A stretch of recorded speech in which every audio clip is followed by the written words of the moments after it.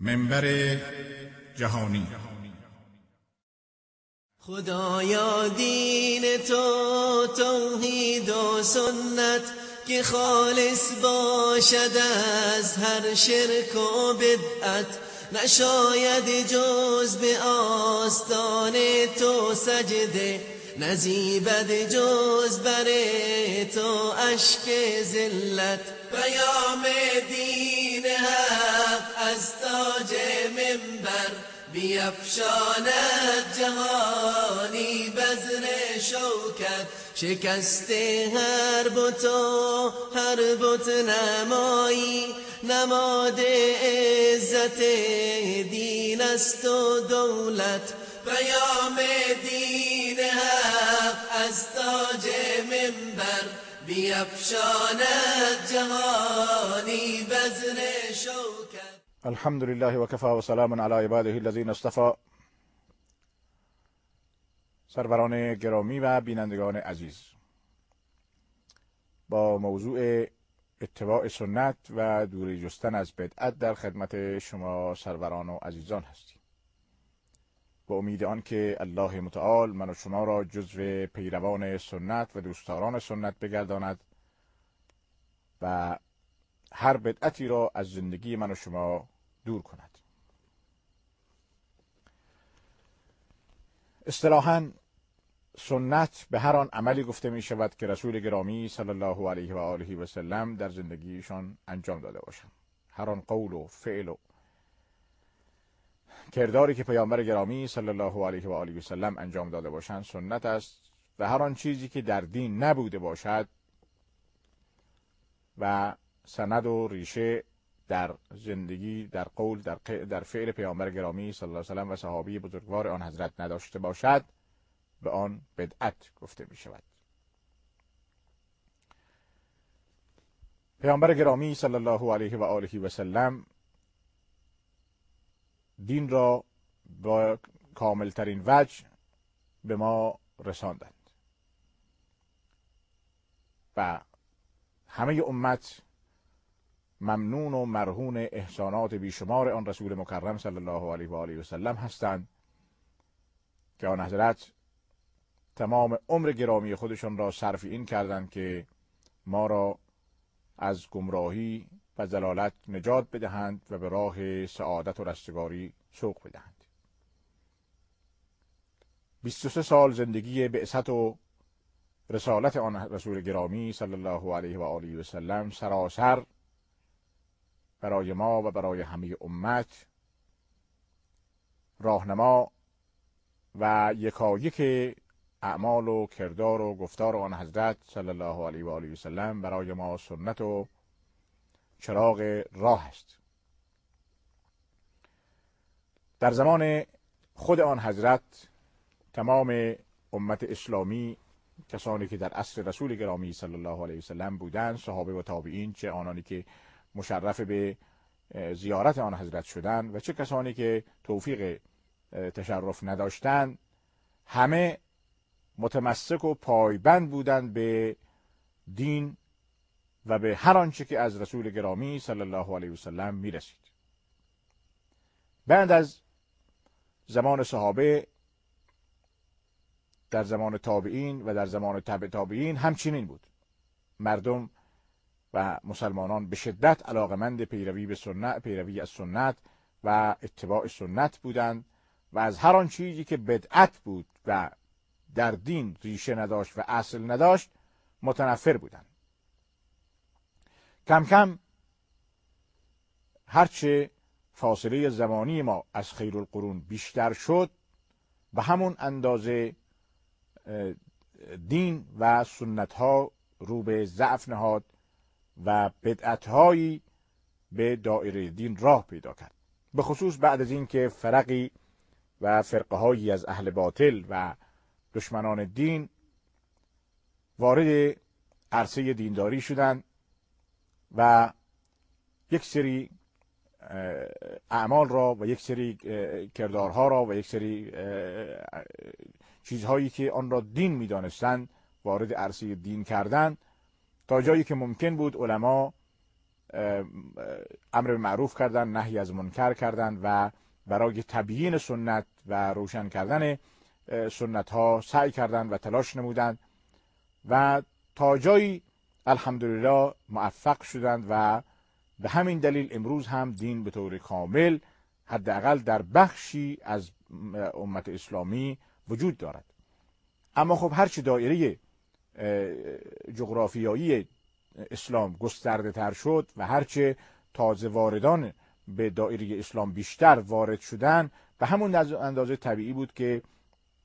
نیاز به علم شرعی بیشتری باشد، نیاز به توجیه و تبیین بیشتری باشد و لذا کم کم اون دینداری اصیل و اون مذهب اصیل یا دین صحیحی که در عصر خود رسول گرامی صلی الله علیه وسلم بود و در عصر صحابه بود کم کم رو به ضعف نهاد و رنگش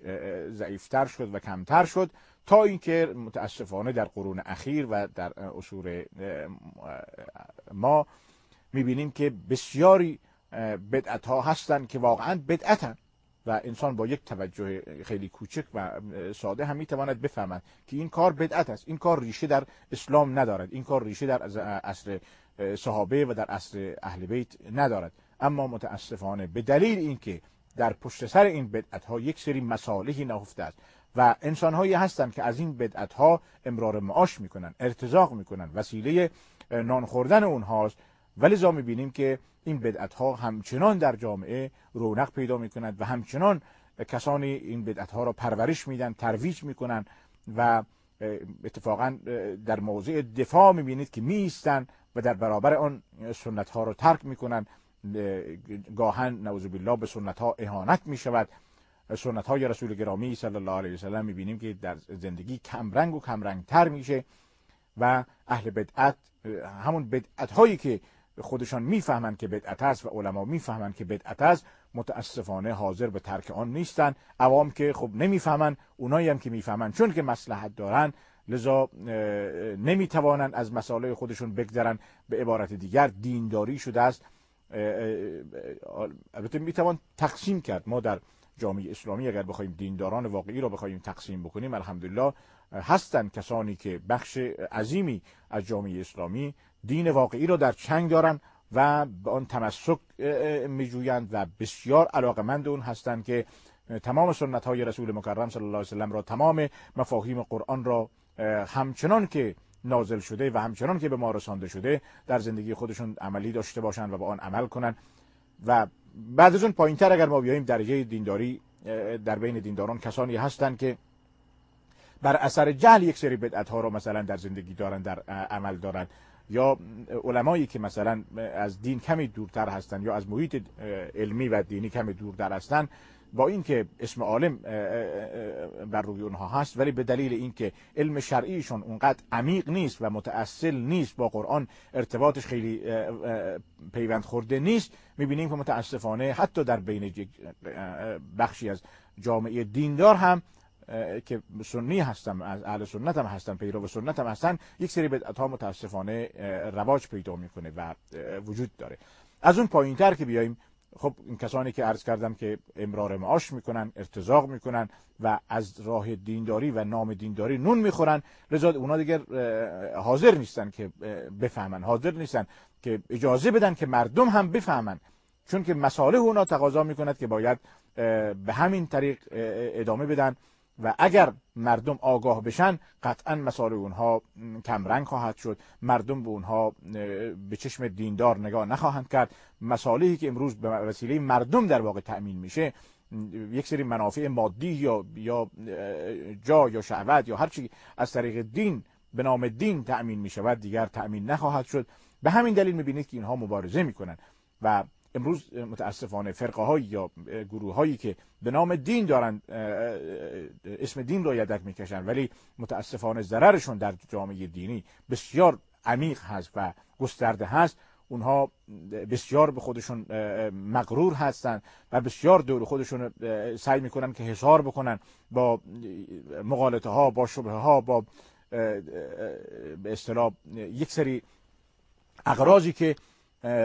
سعی میکنن خودشون رو در حصار کسانی قرار بدن که در واقع از همون دینداری منحرف حمایت میکنن، از همون دینداری به اصطلاح قلابی و منحرف به اونها راه اونها را در واقع راه دین را بر اونها میبندن یا راه اونها را بر دین میبندن. امیدواریم که ما بیدار بشیم و جامعه دیندار ما، جامعه آگاه ما و بخش نخبه و روشن فکر ما در جامعه دینی آگاه بشه و بفهمد که رسول گرامی صلی الله علیه وسلم قطعاً به طور قطعی فرمودن و حدیث صحیح هست که کسی که در دین چیزی احداث کنند، من احدث فی امرنا هذا ما لیس منه فهو رد، کسی که در دین چیزی احداث بکند، ایجاد بکند که در اصل در دین ریشه ندارد، اون مردود است، حتی هر کسی میخواهد باشد، فرقی نمی کند. بنابراین ما باید به این توجه داشته باشیم که دین و دینداری فقط عزت در این است، افتخار در این است، سروری در این است، بزرگواری در این است و سعادت و رستگاری دائمی و ابدی هم در قیامت در همین است. بنابراین سعی باید در این داشته باشیم که بدعت ها را از بین ببریم، سنت ها را زنده بکنیم و برای اینکه قاعده این که ما بفهمیم کدوم سنت است و کدوم بدعت است، باید ما به زندگی سلف برگردیم، به زندگی صحابه و تابعین برگردیم، به زندگی اهل بیت برگردیم. امروز کسانی که مفهوم غلطی از صحابه و اهل بیت به دست میدن، کسانی که به دروغ خودشان را پیرو اهل بیت میدانند، باید ما منبع را قرآن قرار بدیم. قرآن، سنت صحیح رسول الله صلی الله علیه وسلم و سیرت خود پیامبر گرامی صلی الله علیه وسلم و سیرت صحابه و اهل بیت، اینها معیار هستند. همینطوری که پیامبر گرامی صلی الله علیه وسلم فرمودند که خیر القرون قرنی ثم الذين يلونهم ثم الذين يلونهم، بهترین قرن قرنی است که من در اون زندگی کردم، سپس قرنی که بعد از من است و سپس قرنی که بعد از من است. حالا متاسفانه بعضیها، کسانی که دشمن اصلی دین هستند و به نام دین بر مردم حکومت میکنن، میگه آقا کی گفته خیر القرون قرنی؟ قرن پیامبر کی گفته بهترین قرنها بوده؟ بدترین قرنها قرن پیامبر بوده. این نعوذ بالله بدترین اهانت به اسلام است، بدترین اهانت به دین است. اصلی که رسول گرامی صلی الله علیه و سلم در اون زندگی میکردن و صحابه بزرگوار آن حضرت در اون زندگی میکردن و اهل بیت اطهار در اون زندگی میکردن، قطعاً پاکترین بهترین قرنی است، بهترین زمانی است که زمان اتصال به وحی بوده، زمان نزدیکی به وحی بوده. بنابراین اون زمان را اگر ما بد معرفی بکنیم و اون نمونه های پاک تاریخ را اگر ما بد معرفی بکنیم، پس اسلام کجاست؟ نمونه های خوب کجاست؟ الگو کجاست؟ چه کسی باید برای ما الگو باشه؟ امروز هر کسی در هر رشته‌ای برای خودش الگو انتخاب می‌کند. الگوی ما مسلمان ها کی است؟ اول پیامبر گرامی صلی الله علیه و سلم، بعدش صحابه رسول الله صلی الله علیه و آله و سلم و اهل بیت اطهار و تابعین و تبع تابعین. به همین صورت خیر القرون، اینها الگوهای ما هستند. ما برای اینکه بفهمیم که دینداری ما در چه حدی هست و چند درصد ما دیندار هستیم، به کجا هستیم، باید به زندگی اونها توجه بکنیم، باید اونها رو در زندگی خودمون الگو قرار بدیم، برای فرزندان خودمون، برای نسل‌های آینده خودمون اونها رو الگو قرار بدیم. اون وقت است که ما به دین اصلی نزدیک خواهیم شد. به طور مثال این که یک معلم مثلا سرمشق می‌نویسد برای بچه ابتدایی که میخواد نوشتن رو یاد بگیره، اگر شما براش بنویسید الف با تا سا، مثلا این بچه وقتی تا زمانی 3 4 5 سطر اول که از روی شما نگاه میکنه می‌نویسه، نسبتاً خطش بد نیست، ولی هرچه پایین تر میره، وقتی از روی خط خودش داره تقلید میکنه، دیگر کارش خراب میشه، دیگر نمیتونه اون شما براش یک مربی باشید، یک سرمشق باشید. امروز سرمشق ما متاسفانه کسانی قرار گرفتند که خودشون دشمن دین هستند و از دین به دور هستند. ما باید برگردیم به خط اول، یعنی رسول الله صلی الله علیه و سلم، صحابه، اهل بیت، تابعین، تبع تابعین. اونها سرمشق اولیه ما هستند و اونها نمونه ها و الگوهای اصلی ما هستند. امیدوارم که خداوند متعال به من و شما توفیق عنایت بکند که بتوانیم همه سنت ها را در زندگی خودمون پیاده بکنیم و از هر بدعتی متنفر باشیم و سعی کنیم که بدعت ها از جامعه رخت بر ببندد. و السلام علیکم و رحمت الله و برکاته. خدایا دین تو توحید و سنت که خالص باشد از هر شرک و بدعت، نشاید جز به آستان تو سجده، نزیبد جز بر تو اشک ذلت. پیام دین حق از تاج منبر بیفشاند جهانی بذر شوکت، شکست هر بت و هر بت نمایی، نماد عزت دین است و دولت.